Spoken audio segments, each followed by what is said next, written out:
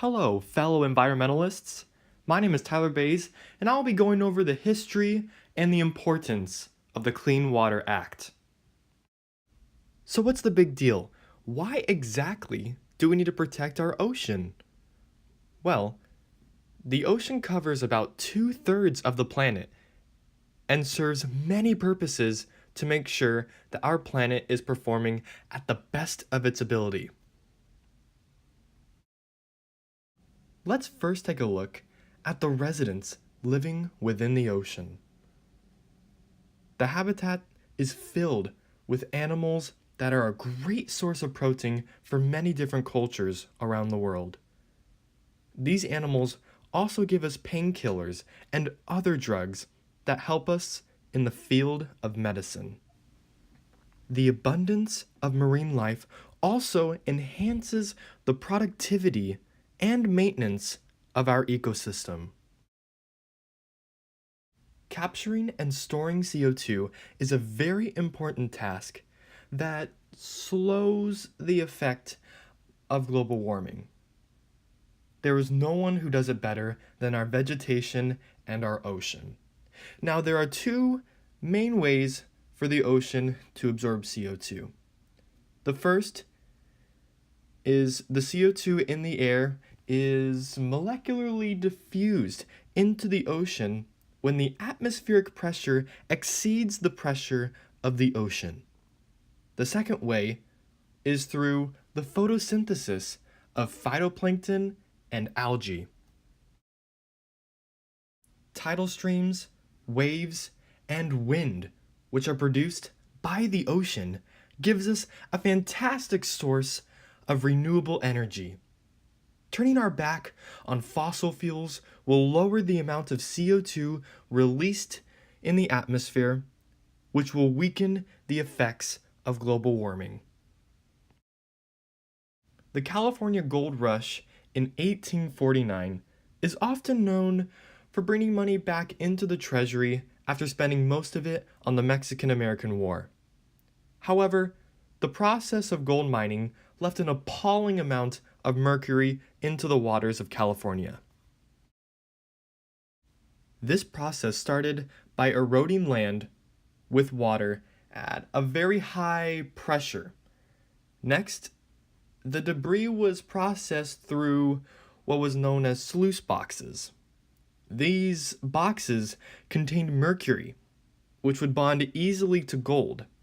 However, the abundance of mercury would leak and make its way into the streams. One of the harmful effects of mercury is found in fish. This diagram shows the path of mercury from the air and the sediment to our dinner plate. The effects of mercury can be catastrophic. They can affect our nervous system, digestive system, immune systems, lungs, kidneys, which could all be fatal.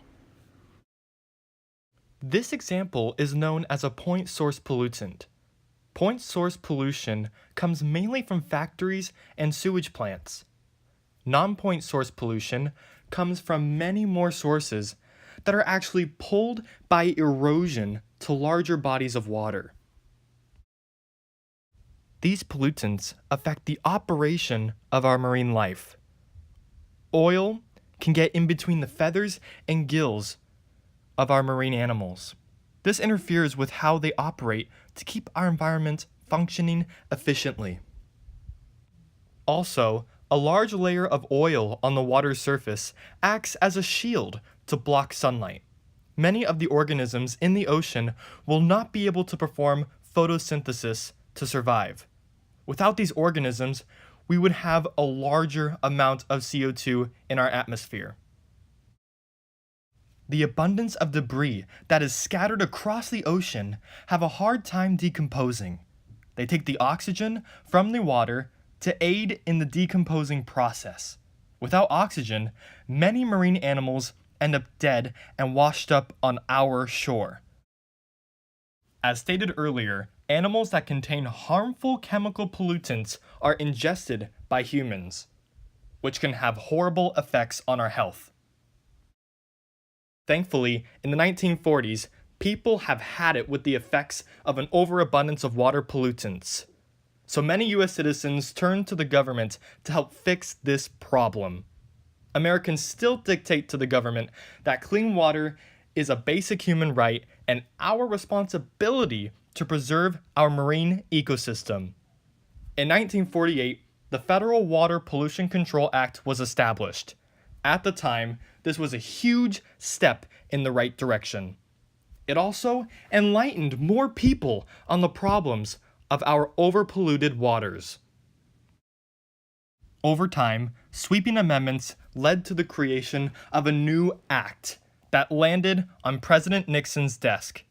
At first, he vetoed the act and explained that it was too expensive and would cause corporations to pay too much money for adjusting to fit the needs of this act.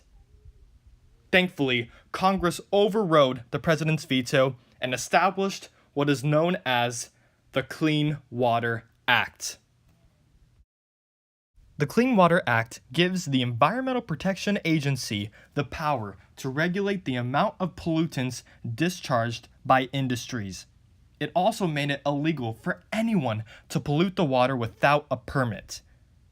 And it also funded the building of sewage treatment plants and recognized the problems of non-point source pollutants coming from cities, cropland, and our homes. On January 20th, 2017, a wealthy businessman by the name of Donald Trump became the President of the United States. Environmentalists feared of the ideas held by this capitalist Republican.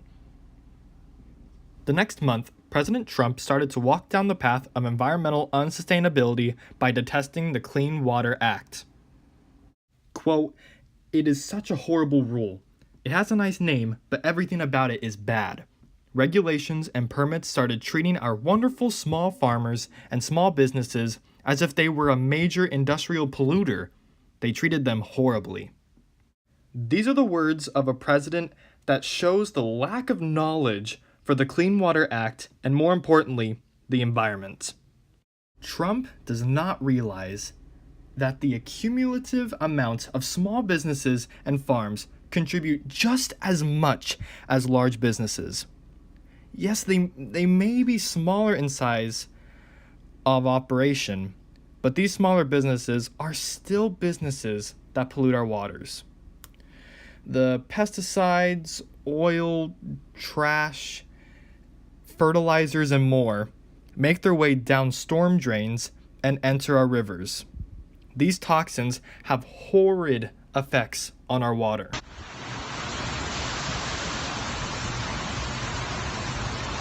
The Guadalupe River covers about 170 square miles. It takes the water from the Santa Cruz Hills and takes it all the way down to the San Francisco Bay. This storm drain contains all of the pesticides, oils, and fertilizers from the downtown San Jose area. These non-point source pollutants make their way into the Guadalupe River and travel down to be unleashed into the San Francisco Bay. Since the introduction of permits, businesses had to replan their future of success to meet these new requirements. These businesses would have to spend more money on redirecting their new path. When Donald Trump makes his argument against the Clean Water Act, he is showing his capitalist ideology that puts wealth and growth over the conservation of our environment. I like this quote by Dr. McPherson that says, "If you really think that the environment is less important than the economy, try holding your breath while you count your money." Now you may be asking yourself, this is such a big issue with so many problems. What could one person like me do to make a difference? Do not worry. There are some minor adjustments that you can make to your everyday life that will help to improve our water. One could be to conserve water by turning off the tap when you're not using it, to help prevent water shortages and to reduce the amount of contaminated water that needs treatment. Another way is to use environmentally friendly cleaning supplies that don't unleash any harmful chemicals onto the environment. And you could also pick up trash near bodies of water and put it in the appropriate trash bin. The Clean Water Act is a reminder to many that the water is worth protecting. It keeps us alive and provides many natural resources. This planet is our only home, so let's clean it up.